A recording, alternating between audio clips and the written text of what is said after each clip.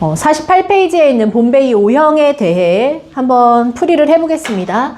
본베이 O형에서 1번 문단은 뭐 크게 그렇게 두드러지는 내용 없으니까 2번 문단에서부터 핵심적인 내용을 좀 정리를 한번 해볼게요. 자, 2번 문단에서 보니까 본베이 O형이란 무엇일까? 여기를 한번 읽어볼까요? 자, 민웅이 한번 읽어보자. 본베이 O형이란 무엇일까? 본베이 혈액형을 이해하려면 유전자형과 표현형에 대해 알아야 한다. 유전자형은 유전 인자에 대해서 생물 내부적으로 결정되는 형질을 말하며 그것이 겉으로 드러나는 것이 표현형이다. ABO 혈액형에서 우리가 흔히 일컫는 AB, AB, O형은 혈액형을 표현형으로 부르는 명칭이다. 표현형으로는 같은 A형일지라도 유전자형은 AA와 AO가 있을 수 있다. 본베이 O형은 분명히 A형 또는 B형 유전자를 갖고 있지만 적혈구에는 A형 또는 B형 항원이 없는 경우이다. 항원이 없대. 본베이 O형은. 그쵸? 자, 그럼 본베이 O형은 밑줄 칩시다. 분명히 A형 또는 B형의 유전자를 가지고는 있지만 항원은 없대요. 따라서 유전자형은 A 또는 B형일 수 있지만 표현으로는 뭐가 되는 거야? O형이래요. 칠판. 자, 인간의 유전자형은 내부적으로 AA형인 사람도 있고 AO형인 사람도 있지요. 하지만 O형이 표현형으로는 드러나지 않기 때문에 표현형은 전부 다 겉으로는 A형이라고 우리는 일컫죠. 그런데 본베이 O형은 되게 독특하게도 유전자형에는 A형도 가지고 있고 B형의 유전자는 있어. 하지만 적혈구에 아예 항원이라는 게 있어 없어? 항원이라는 게 없어서 표현형으로 봤을 때는 O형으로 된대. 아니 항원이 없다는 게 무슨 뜻일까 하더니 3번 문단으로 넘어가서 이 항원이 없는 게 뭔지를 설명을 해주죠. 자, 항원의 구조에 대한 이야기를 좀 읽어볼까요? 왜 이런 현상이 벌어지는가에 대한 이야기 봅시다. 주원이 읽어봐. 왜 이런 현상이 벌어질까? 항원의 구조를 살펴보면 적혈구 표본에 H 항원이 먼저 만들어진 뒤에야 AB 항원이 붙어 있을 수 있다. 본베이 O형은 아직 만들어지지 않은 어떤 이유로 인해 밝혀지지 않은 어떤 이유로 인해 H 항원이 만들어지지 않아 다음에 만들어져야 할 A 항원이나 B 항원이 만들어지지 않은 것이다. 자, H 항원이 있어 없어? 본베이 O형은 아예 없어. 그러니까 그 다음에 만들어질 A 항원, B 항원 다 만들어질 수가 없어. 그런데 항원은 없지만 어쨌든 유전자형에는 A나 B가 있죠. 그래서 자식에게 유전자는 물려지죠. 그래서 부모의 혈액형이 표현형으로는 O형이지만 자식은 A형이나 또는 AB형이 될 수도 있다는 설명. 그래서 9번 문제 풀이 이제 가능해졌네요. 하지만 우리는 끝까지 좀 더 봅니다. A박스를 한번 읽어볼 거예요. 찾았어요? 자, 이 A박스 내용을 한번 이어서 볼게요. 태윤이가 읽을까? 본베이 O형의 경우 표현형 혈액에서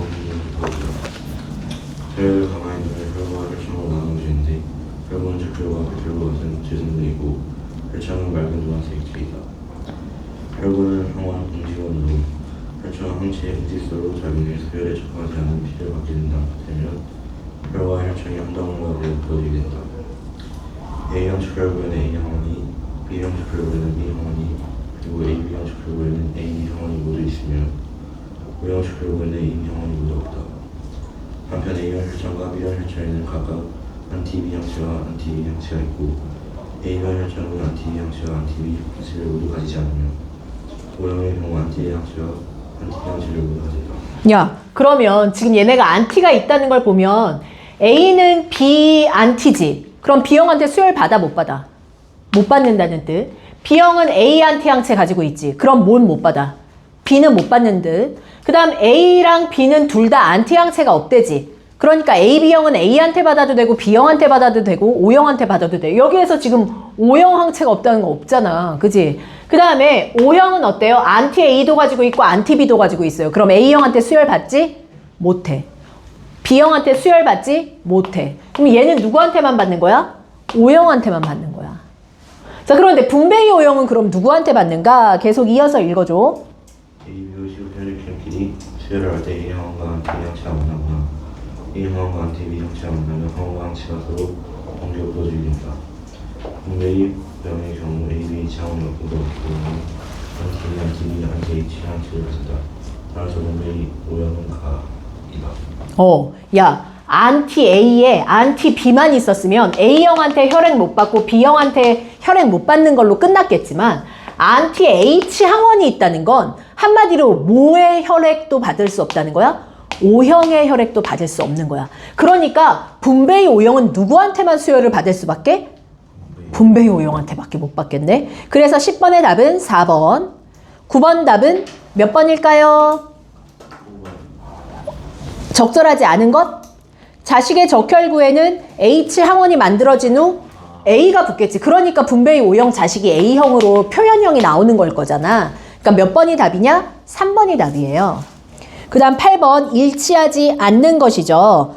3번 봐. O형과 분배의 O형은 표현형은 같죠. 표현형은 둘 다 O형이죠. 유전자형은 서로 어때요? 다르죠. 그쵸? 분배의 O형은 유전자에는 A 유전자, B 유전자 다 가지고 있는데 적혈구에 항원이 없어서 표현형으로만 O형으로 나타나는 애들인 거야. 이해되셨나요? 자, 요런 식으로 문제 푸는 것을 초큼 숙제를 낼 겁니다. 숙제는 그 앞조가리 많이는 아니고 42부터 44페이지 숙제로 낼 거고요. 이따가 쌤이 단톡방에 다시 올릴게. 이거 다 적어서. 알겠지? 자, 그 다음에 문법으로 조금 넘어가 볼 건데 우리가 시간이 많지 않아서 우리 문법 나가고 싶은 거 되게 많은데 문법 왜 맨날 시간이 부족하니? 아직은 너희가 초창기라 내가 설명할 개념이 많아서 그래. 좀 더 뒤로 가면 이제 앞타임의 문학이랑 이제 이런 영역들이 시간이 좀 덜 걸릴 거야. 우리 저번 시간에 체언 배우다 말았죠? 맞아? 체언에서 어디까지만 배웠어요? 명사랑. 대명사도 아직 안 배웠니? 명사까지만 나갔니? 그러면 자, 칠판 봐. 내가 이번에 물론 체언을 되게 디테일하게 나가야 될 거 너무 많거든? 근데 지금 10분, 15분 동안 내가 나갈 수 있는 걸 생각했을 때 지금 굳이 대명사나 수사보다는 나 용언을 먼저 말하고 싶어. 자, 품사가 무엇이냐 물으신다면 품사가 뭐였어요? 정의 한번 볼까요? 단어를 무엇에 따라서? 형태의 변화, 기능, 의미에 따라서 분류한 거야. 그치? 그래서 우리나라에 총 몇 품사가 있더라? 그렇지. 9품사가 있더라. 그치? 자, 그런데 형태의 변화에 따라서 크게 나누면 가변어, 변할 수 있는 것들과 변하지 못하는 무슨 어가 있더라? 불변어가 있더라. 맞죠?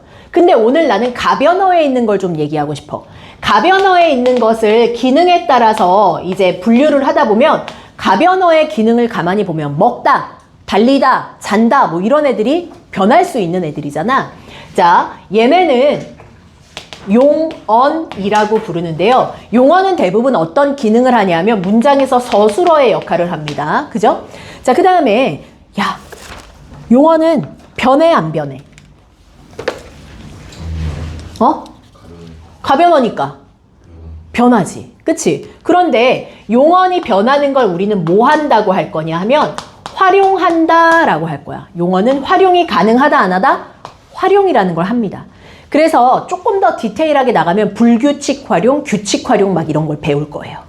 자, 활용을 하는데 한번 예를 들어 볼게요. 의미에 따라서 기능 말고 여기 올라갔어. 의미에 따라서 용언 안에는 크게 두 가지가 있습니다. 첫 번째, 동작이나 움직임을 나타내는 거. 그걸 뭐라 그러지? 동사. 상태나 성질을 나타내는 걸 뭐라고 하죠? 형용사라고 해요. 자, 그럼 나 앞에 잠시 지우고 민웅아, 동사 얘 하나만 들어볼래? 뛰다. 소율아, 형용사 얘 하나만 들어볼래?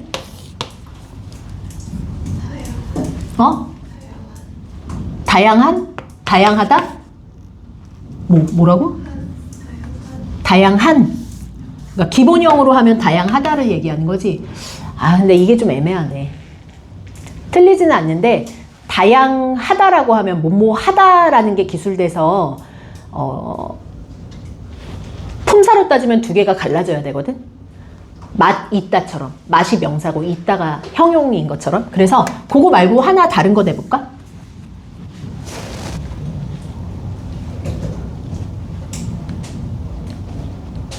아무거나 돼도 돼. 점점 내 거친 생각과 불안한 우비가 뭐가 있지? 형용사 뭐 있어요? 대표적인 예제들? 뭐? 착하다? 나 활용할 거야. 이제부터 활용해보자. 활용. 뛰다 활용해봐. 뛰는. 또. 뛰어라. 뛰냐? 뛰었냐? 뛰었다며? 뛰었었지? 뛸 거야? 계속 활용되지. 맞죠? 이게 활용이에요. 그 다음 착하다가 활용되면 어때요? 착하니, 착해서, 착했었었지. 착하다더라. 뭐 되게 많이 되겠지? 자, 그러면 우리가 이 중에서 얘네가 용언이야. 둘 다. 맞지? 근데 용언에서 뛰다의 뛰는 변해요, 안 변해요?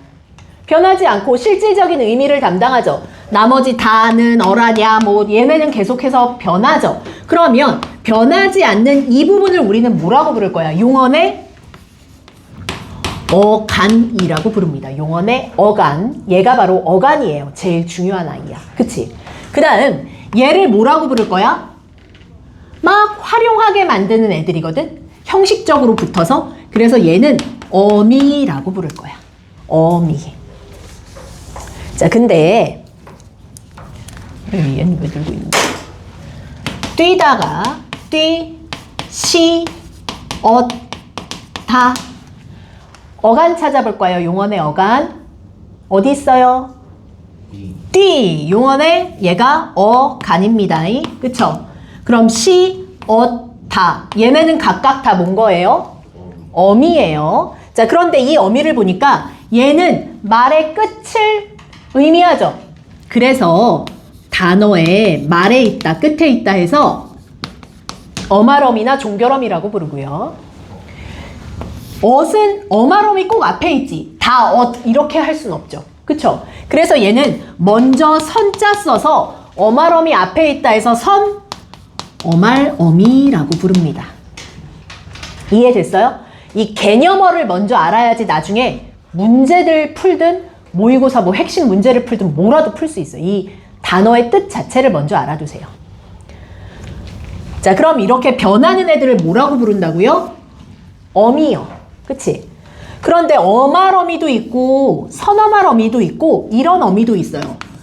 뛰고 가다 이러면 얘는 이 단어랑 이 단어를 연결해주네. 맞지? 그래서 저런 애들은 또 어말어미라고 하긴 좀 애매하지.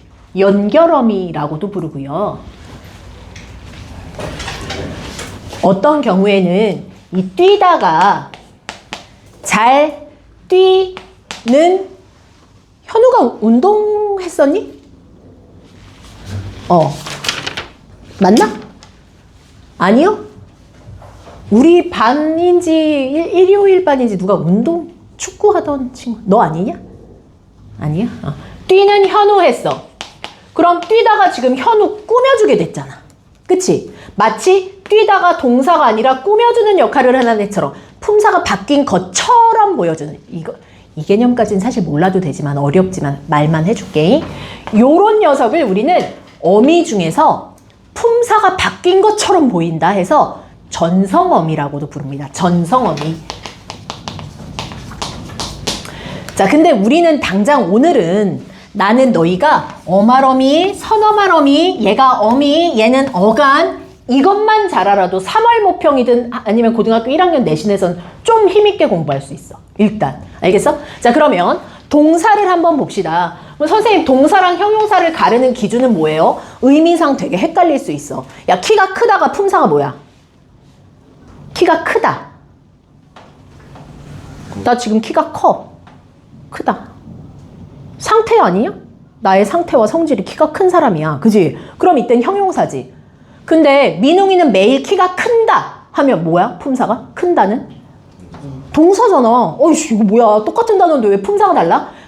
품사가 고등부에서는 뭐가 중요하냐면 품사가 똑같은 단어인데 어떨 때는 명사랑 보조사처럼 조사처럼 좀 달리 쓰여. 그걸 품사 통용이라고 한다고 했잖아. 오늘 그걸 가르는 키워드를 하나 알려주고 수업을 마칠게요. 자, 동사인지 형용사인지 가르는 기준은 크게 뭐 두세 개? 뭐 정도만 봅시다. 제일 중요한 건 뭐냐? 방금 얘기한 것처럼 현재 진행형으로 사용되는가 안 되는가를 보셔야 돼요. 자, 보세요. 동사를 너희가 지금 뛰다랑 예쁘다 했으니까 이거 두 가지로만 그냥 연습 한번 해볼게. 뛰다 현재 진행형으로 한번 바꿔봐. 뛰고 있다 되지. 뛴다 되죠. 그러면 동사는 현재 진행형 가능해 안 해? 가능해. 그지? 근데 봐라. 형용사는 어떤지 봐. 나 지금 예쁜다? 표정들이 갑자기 개 비웃는 표정이네. 예쁘는 중이야. 되니? 안 되잖아. 아, 형용사는 안 되네. 자, 그럼 여기서 우리가 뭔지 알겠지? 키가 크다는 현재 진행형이 아닐 때는 형용사인 거고, 키가 큰다 해서 니은이 붙으면서 현재 진행형으로 바뀌어? 아, 그럼 그때는 얘가 동사네. 맞죠? 자, 방안이 밝다. 상태지, 밝은 상태. 밝다는 형용사죠? 근데 날이 밝는다 하면 해가 뜨는 중이니까 그땐 뭐가 되는 거야? 동사 되는 거야. 이해됐지? 그게 품사 통용입니다. 이해되셨어요? 자, 그 다음에 명령형이 되는가를 좀 보시면 좋아요. 주원아, 네. 뛰어. 명령 되지? 네. 야, 너 예뻐. 이 새끼 너 이제부터 예쁘라고 이게 되냐고. 형용사는 명령이 안 되네? 맞지? 자, 그 다음에 청유도 안 됩니다. 난 여기서 이 청유가 뭔지 좀 묻고 싶어. 혹시 청유가 뭔지 아나? 청유가 뭔지 아는 사람? 청유. 청유형 문장이라는 말 되게 많이 사용하는데. 뭐뭐 하자야. 근데 중요한 건 상대한테 뭘 요구한다기보다는 나랑 뭔가를 하자고 하는 거야. 그러니까 일반적인 요청은 네가 하기를 바라는 거고, 청유는 나를 포함해서 함께라는 키워드가 되게 중요해. 그럼 이거 가능한지 봐요. 청유형으로 뛰자. 돼, 안 돼? 야, 우리 같이 뛰자. 되지. 근데 형용사로 한번 가볼까? 야, 우리 예쁘자. 우리 이제 크자. 되니? 안 되지. 상태랑 성질은 청유가 안 돼. 그리고 마지막으로 의도도 한번 볼게요. 의도는 뭐뭐 하려고를 넣어보시면 되는데요. 뛰려고 한다. 되지. 나 지금 예쁘려고 해. 안 돼. 이해됐어요? 왜? 예쁘려고 해가지고 공장할 수도 있는 아니, 그것은 현대에 와서 그냥 너희가 일상적인 통용어로 쓰는 거지 일반적인 품사로는 그렇게 사용이 되지는 않아. 이해됐어? 그래서 사실상은 비문 중에 하나가 형용사는 명령이나 이렇게 너 뭐뭐 해라고 안 된다고 했잖아. 그래서 할아버지 건강하세요. 이게 원래는 비문이야. 그럼 뭐로 바꿔야지 되겠어? 건강하길 바랍니다. 이게 옳은 문장. 이해됐지? 근데 사실 요새는 그런 유형의 문제는 안 나오니까 제일 중요한 건 뭐야? 품사 통용이란 이 현재 진행, 이 키워드를 좀 가지고 가면 우리 친구들이 3년 동안 공부하기 좋겠더라. 이해되셨죠? 지금은 조금 단순하게 학습을 하지만, 자, 오늘은 그러면 우리가 주중 테스트를 볼 때 용언의 어간, 어미라는 개념, 그치? 동사와 형용사라는 개념, 그리고 얘네가 활용해서 변한다는 개념, 그치? 요런 것들을 좀 잘 기억을 해두시면 주중 테스트 하거나 공부할 때 좋습니다. 아시겠죠? 자, 오늘 수업은 여기까지 하고 쌤이 과제를 보내줄